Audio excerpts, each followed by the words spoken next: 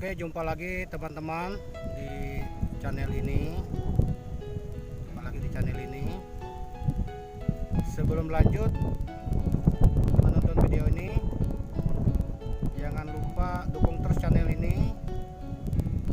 Semoga channel ini bisa memberi inspirasi kepada kawan-kawan semua dengan cara like, komen, share, dan subscribe.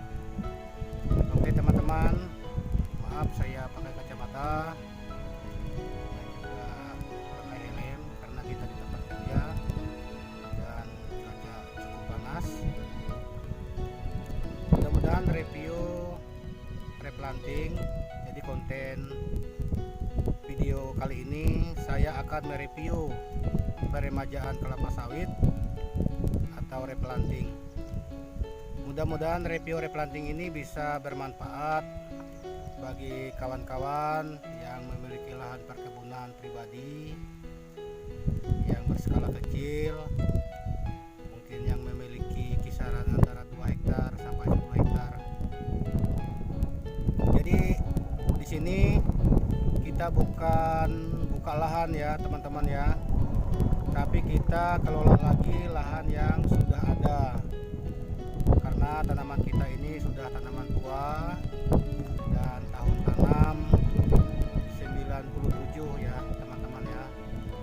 Jadi umur tanaman kita ini sudah berumur kurang lebih 23 tahun. Jadi teman-teman lihat di kanan kiri dan belakang saya ini, inilah lokasi replanting kebun kita, peremajaan kebun kita. Pertanyaannya, kenapa sih Bang harus di replanting atau dilakukan peremajaan? Oke, yang pertama itu karena dari analisa biaya kita, hasil produksi kita itu sudah menipis. Jadi biaya operasional kebun kita itu lebih besar dari sisa hasil atau keuntungan yang kita peroleh. Apa sih operasional kebun? Operasional kebun itu meliputi kita membayar upah tukang panen, tenaga kutip peronolan, kemudian biaya transportasi buah ke pabrik, kemudian pembelian pupuk, pembelian herbisida untuk perawatan kebun, dan biaya lain-lain. Oke, selanjutnya teman-teman, sekilas mengenai profil kebun kita. Jadi sekilas mengenai kebun kita ini ya, biar kawan-kawan tahu, kebun kita ini adalah kebun plasma yang berada di Kalimantan Tengah. Kebun kita ini kepemilikannya dimiliki berbagai kalangan dan beranggotakan 625 anggota. Itu memiliki 2 hektar atau 1 kapling. Jadi kebun kita ini manajemennya sudah dikelola oleh koperasi ya kawan-kawan. Jadi kita sudah mandiri mengelola kebun ini. Sebelumnya kita itu bermitra dengan salah satu perusahaan yang ada di Kalimantan Tengah ini. Jadi video ini sekaligus menyampaikan pesan kepada Bapak Ibu yang memiliki kebun plasma yang ada di Sukamajan 2.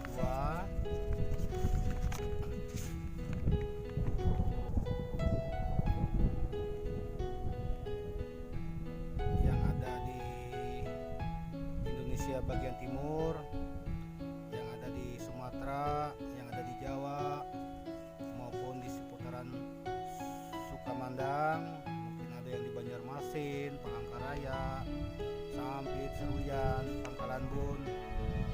Salam dari kami, terutama saya sebagai Kepala Rayon Pengelola Manajemen Kebun.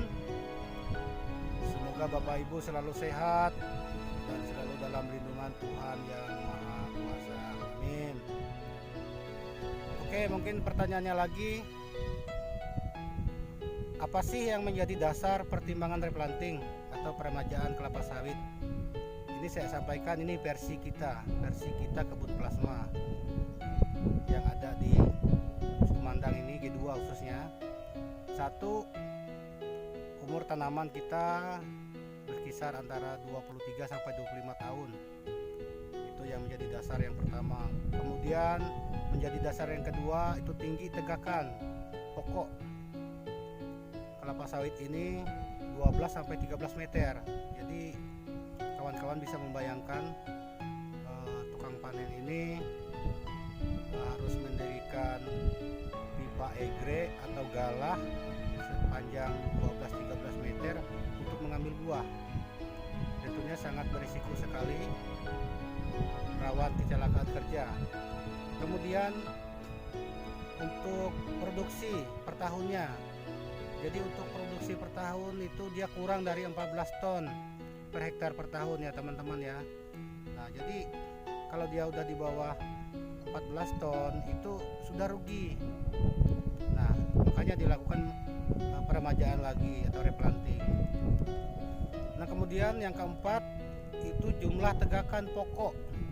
Nah jadi jumlah pokok kelapa sawit itu dia kurang dari 100. Nah berapa sih normalnya 1 hektar itu? Normalnya itu 136 pokok per hektarnya. Nah di sini tadi yang keempat tadi menjadi dasar itu karena dia kurang dari 100. Kenapa sih bisa kurang dari 100? Nah itu banyak penyebabnya, ada kena penyakit, ya, kena serangan virus, kemudian mungkin kena sambaran petir atau hama penyakit lainnya ya. Sehingga selama 23-25 tahun tadi dari 136 itu cuma menjadi 100 pokok ke bawah.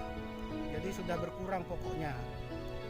Nah kemudian program replanting itu sekitar 4% dari luas tanaman, nah, dari total seluruh areal.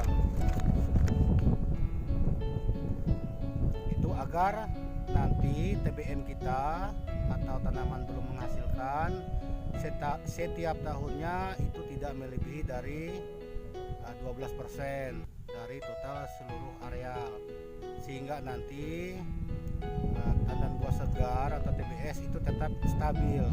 Jadi nanti tidak semua direplanting. Kalau direplanting semua nanti mungkin bapak-bapak ibu-ibu yang memiliki plasma ini nanti nggak kebagian hasil. Nah jadi seperti itu. Kemudian selanjutnya program replanting ini itu dia sudah tersusun ya, sudah tersusun jauh-jauh hari, paling tidak itu 10 tahun ke depan. Misalnya kita mau rencana mereplanting, meremajakan kelapa sawit itu sudah disusun 10 tahun sebelumnya. Nah jadi kita sudah mereplanting ini artinya itu sudah disusun 10 tahun sebelum kita replanting. Nah kemudian kepastian replanting itu paling lambat 2 tahun. Kenapa 2 tahun? Nah, untuk 2 tahun itu berarti perawatan, itu pupuk, itu tidak kita pupuk. Karena pengaruh pupuk ini setelah kita pupuk itu tidak langsung kita mendapatkan hasil, tapi dia 2 tahun ke depannya setelah kita lakukan pemupukan. Nah oleh karena itu kalau kita pupuk sawit ini kemudian kita replanting sebelum 2 tahun, kita rugi, kita buang-buang duit. Nah jadi seperti itu ya teman-teman ya, Bapak Ibu. Nah, terima kasih sudah menonton. Nanti kita akan melihat bagaimana proses pembuatan parit dan penimbunan kelapa sawit, pohon kelapa sawitnya. Oke, ikuti video selanjutnya.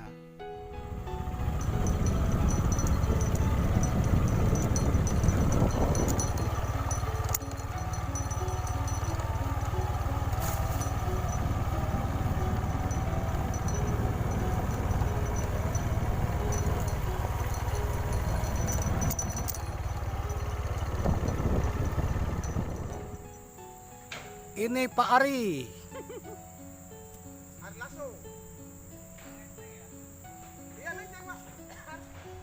Ini proses kita mengukur panjang jalur. Ini Pak Leo. Pak Leo.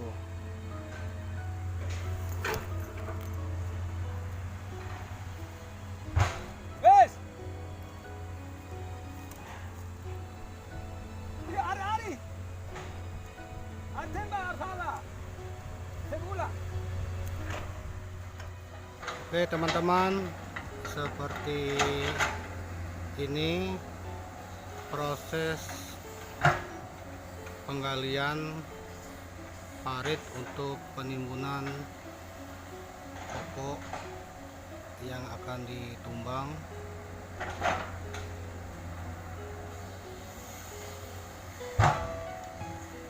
Parit ini berukuran 2x2,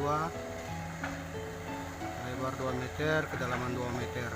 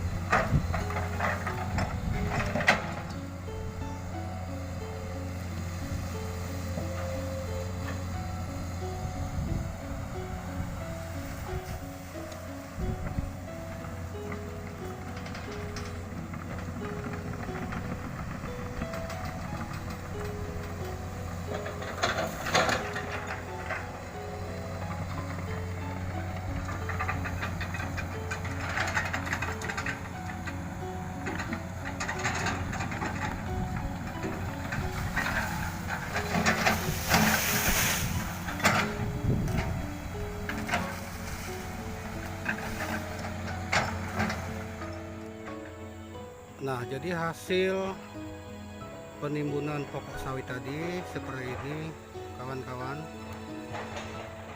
teman-teman. Kenapa pokok sawit ini harus ditimbun? Itu untuk mencegah hama kumbang badak atau hama oryctes penggerek batang sawit. Jadi ada kumbang yang bertanduk itu. Nah, jadi itulah yang dinamakan kumbang badak atau kumbang oryctes. Proses pemindahan seling pancang.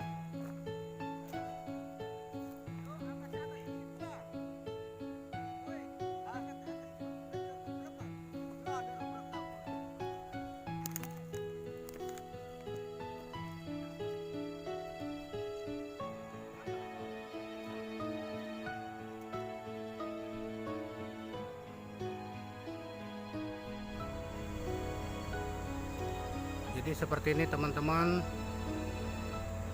hasil parun simpu